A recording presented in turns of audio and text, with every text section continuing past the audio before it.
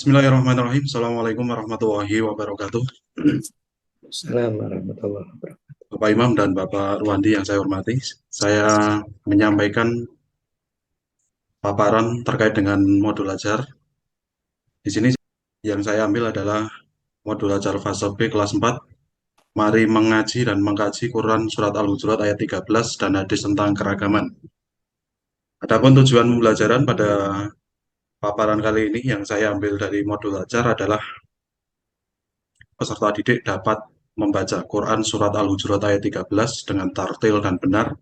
Adapun indikator pembelajaran membaca Quran Surat Al-Hujurat ayat 13 dengan tartil dan benar. Adapun kegiatan pembelajaran, yang pertama pendahuluan. Pada kegiatan pendahuluan, guru yang pertama mengucapkan salam, menyapa peserta didik, menanyakan kabar, mengecek kehadiran, kesiapan peserta didik, memberikan motivasi kepada peserta didik, memberikan semangat berupa tepukan semangat. Yang kedua, salah satu peserta didik memimpin pembacaan doa yang kemudian dilanjutkan dengan penegasan guru tentang pentingnya berdoa sebelum memulai kegiatan dalam rangka menanamkan keyakinan yang kuat terhadap Allah Subhanahu wa taala supaya ilmu yang dipelajari dapat mendapatkan keberkahan. Yang ketiga, dilanjutkan dengan program pembiasaan yaitu program tahsus dengan melaksanakan yang pertama tahfidz juz amma dan yang kedua adalah doa harian. Yang keempat, guru menyampaikan tujuan pembelajaran, yaitu menjelaskan kegiatan apa saja yang akan dilakukan, serta apa saja yang akan dinilai dari peserta didik. Yang kelima, guru menyampaikan tujuan kegiatan pembelajaran, yaitu dengan terlebih dahulu mengadakan tes kemampuan awal melalui pertanyaan pemantik kaitannya dengan pelajaran. Kemudian masuk kepada kegiatan inti. Dalam hal ini adalah guru terlebih dahulu menyampaikan materi Quran Surat Al-Hujurat ayat 13 tentang bacaan dan artinya. Kemudian yang kedua, guru melalui tayangan video mencontohkan bacaan Quran Surat Al-Hujurat ayat 13 secara tartil. Kemudian yang ketiga, dilanjutkan dengan peserta didik memberikan respon terhadap tayangan video tentang bacaan guru dengan tanggapan ataupun pertanyaan yang belum dipahami. Kemudian yang keempat, peserta didik mempraktikkan dengan membaca bersama-sama secara tartil sesuai tajwid. Kemudian dilanjutkan guru memperhatikan penekanan bacaan secara benar sesuai dengan makhraj dan tajwid. Dan yang keenam, guru memberikan respon terhadap bacaan peserta didik. Kemudian yang ketujuh, peserta didik berlatih dengan teman-teman dalam satu kelompok membaca Quran Surat Al-Hujurat dengan pendampingan guru. Yang kedelapan, peserta didik satu persatu membaca Quran Surat Al-Hujurat secara tahsin atau talaki bersama dengan guru untuk mengetahui tingkat kemampuan siswa. Kemudian yang kedelapan, guru melakukan penilaian individu terhadap peserta didik dalam membaca Quran Surat Al-Hujurat.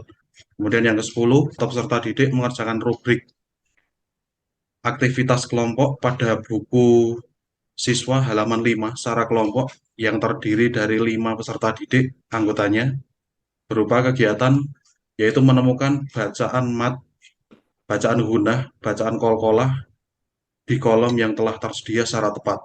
Kemudian yang ke-11, peserta didik kemudian diminta kembali membaca Quran Surat Al-Hujurat serta memahami terjemahnya berkaitan dengan pemahaman makna kata dan terjemah yang nantinya akan menjadi modal untuk kegiatan selanjutnya dalam materi pembelajaran.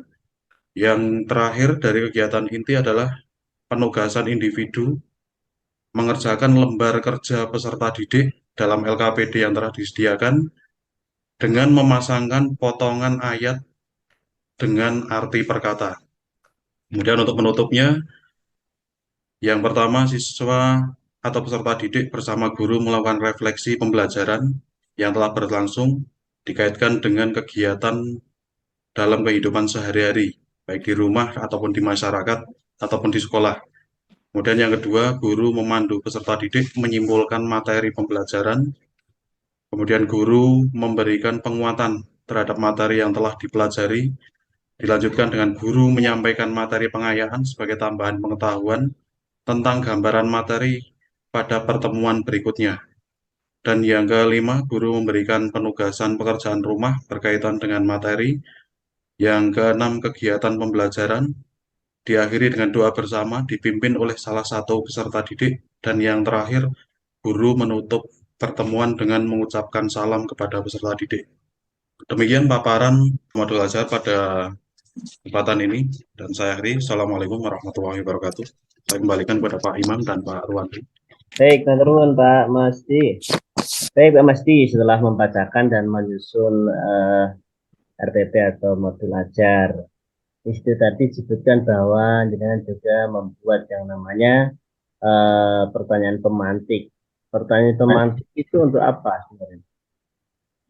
Pertanyaan pemantik dalam hal ini adalah untuk membangkitkan siswa keterkaitan dengan pengetahuan masing-masing siswa sebelum memulai pelajaran. Kalau tanpa ada kalimat pemantik itu ada pertanyaan pemantik kira-kira bagaimana? Tadi sebelumnya ada persepsi yang guru mengaitkan dan memberikan gambaran supaya siswa dapat memahami tentang apa yang akan dipelajari pada pertemuan yang dilaksanakan. Bedanya di mana itu Pak antara persepsi dan pertanyaan pemantik itu? Untuk pertanyaan pemantik dari guru, sepaham saya, guru memberikan beberapa feedback umpan balik, dalam hal ini pertanyaan-pertanyaan yang langsung dijawab oleh siswa sebagai interaksi. Kemudian kalau tidak memakai pertanyaan pemantik berarti menggunakan paparan yang dalam hal ini adalah mengaitkan materi yang lalu dengan materi yang akan dilaksanakan dengan memberikan gambaran. Jadi keterkaitan dengan antara pemantik dengan tidak, bedanya interaktif dan tidaknya, Pak. Di dalam penyusunan kurikulum merdeka itu, modul ajar kurikulum merdeka, itu diperlukan nggak metode itu dalamnya? Dalam hal ini saya rasa perlu, Pak, karena dalam kurikulum merdeka kita membangun situasi kelas yang menyenangkan, interaktif, dan komunikatif. Ya. Nah, metode apa yang Pak Mas dipakai di modul ajar ini? Dalam hal ini saya menggunakan model pembelajaran integratif, Pak. Integratif. Menyatukan beberapa aspek ke dalam satu proses, Pikir kritis enggak? yaitu menganalisa dengan adanya tampilan-tampilan yang disajikan oleh guru, nanti siswa diminta untuk menganalisis. Berpikir kreatif ada? Ada, dalam hal ini ada individual ataupun kelompok, mereka mencoba untuk memecahkan sebuah tugas atau menyelesaikan sebuah tugas, di mana dalam hal ini siswa harus menggali pengetahuan dengan cara berpikir, kemudian mengembangkannya. Pembelajarannya ini berbasis proyek atau berbasis masalah? Berbasis proyek. Berarti pakainya PBL atau PJBL? PJBL. Oke, kreativitas apa yang diharapkan dari siswa?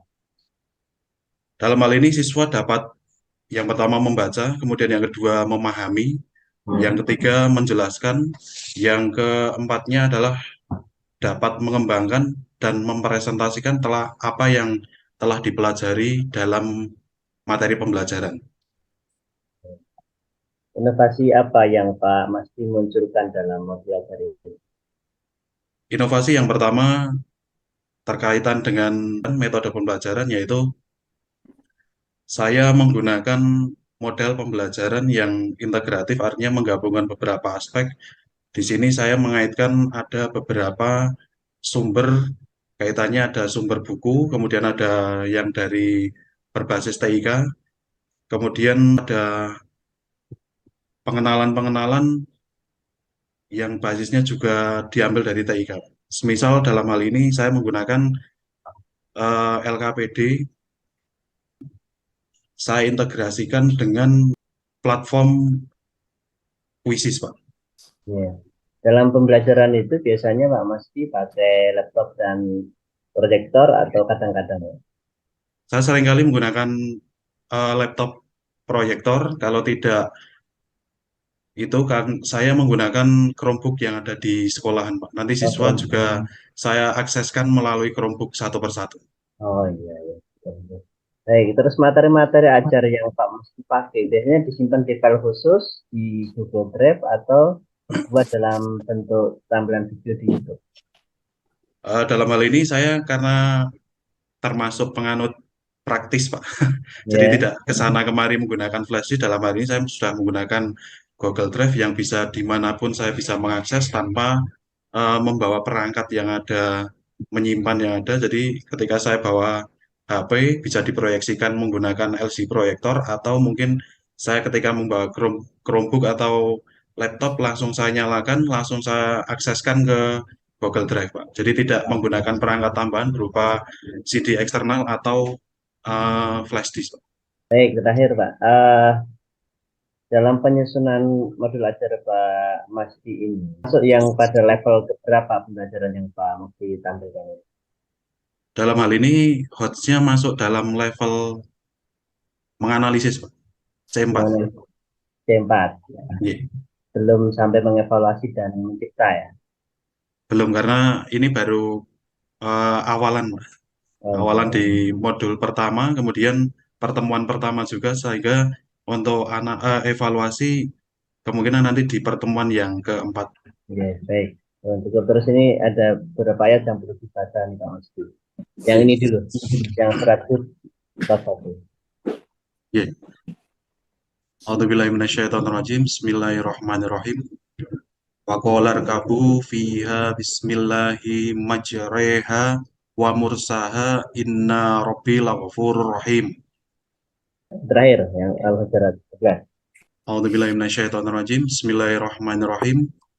Ya ayyuhalladzina amanu la yashhar qaumun min qaumin asa ayyakunna khairam minhun wala talmizu anfusakum wala tanabazu bi alqab bi'sal ismul fusuku ba'dal iman wa man lam yatub faulaika humud dhalimun.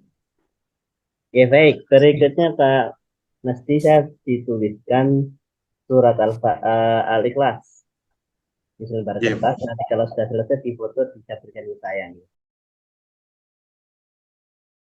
Berikutnya monggo Pak Randi. Baik, kemarin sudah mengikuti pendalaman materi. Minta tolong dikonfirmasi beberapa teori pembelajaran Pak Masdi. teori behavioristik, kemudian Ya, kognitif, ya. Lalu, kemudian konstruktivistik, oke. yang Kalau terakhir humanistik ya. Oke, berikan contoh yang menggunakan teori behavioristik dalam aplikasinya seperti apa? Dalam hal ini peserta didik dapat mengambil intisari pesan pokok yang kemudian diaplikasikan dalam kegiatan sehari-hari ketika di rumah. Kalau menjelaskan itu teori belajarnya ambil yang mana? Konstruktivisme, Nah, dalam merumuskan tujuan pembelajaran ada 4 unsur. Ya. A-nya yang mana? peserta didik, Pak. Nah, berarti kurang 2 ya Pak Majdi ya. Ya, kemudian tujuan pembelajaran itu ada 9 ya. Y, 9. Mana yang hot Pak? Dalam hal ini nomor 7, Pak.